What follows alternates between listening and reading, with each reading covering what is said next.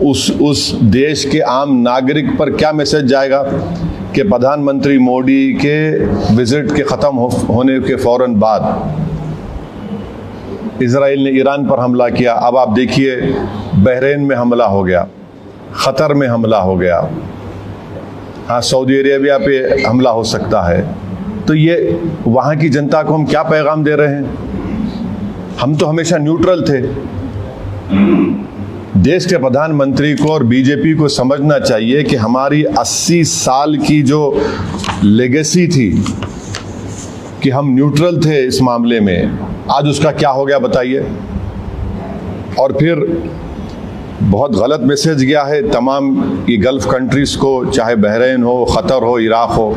और हम जानते हैं कि क़तर होस्ट कर रहा था कि सीज़ फायर हो गाज़ा में, इजराइल ने वहाँ पर हमला कर दिया, बॉम्बिंग की।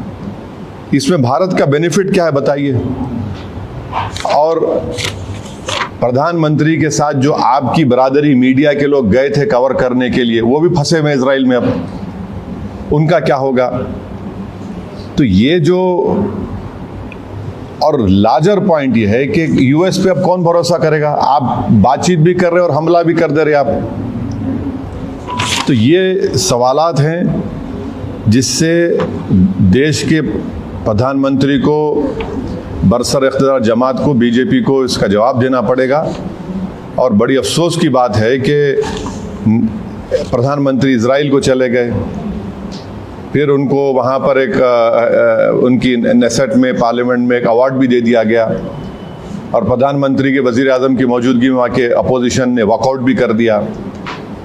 इजराइल ने नरेंद्र मोदी के इस विजिट को इस्तेमाल किया हमला करने के लिए और दुनिया को बताने के लिए कि भारत उनके साथ खड़ा हुआ है, बल्कि ये बेट्रेयल है।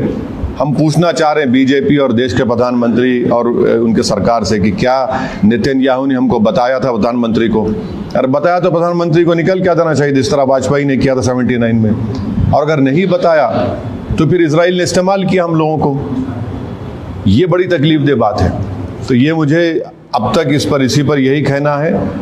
हम उम्मीद करते हैं कि जो 50,000 अभी भी भारत के नागरिक ईरान में है और 10,000 इजराइल में है, उनको वापस लाया जाए। सिर्फ एडवाइज़र इशू कर दिया आप बताइए, प्रधानमंत्री गए हैं वहाँ, 10,000 अभी भारत के नागरिक इजराइल में है, 50,000 अभी ईरान में है, 10 मिलियन पूरे जीसीसी कंट्रीज़ में है। किसको नुकसान होगा बताइए इससे? ये हमारे 10 मिलियन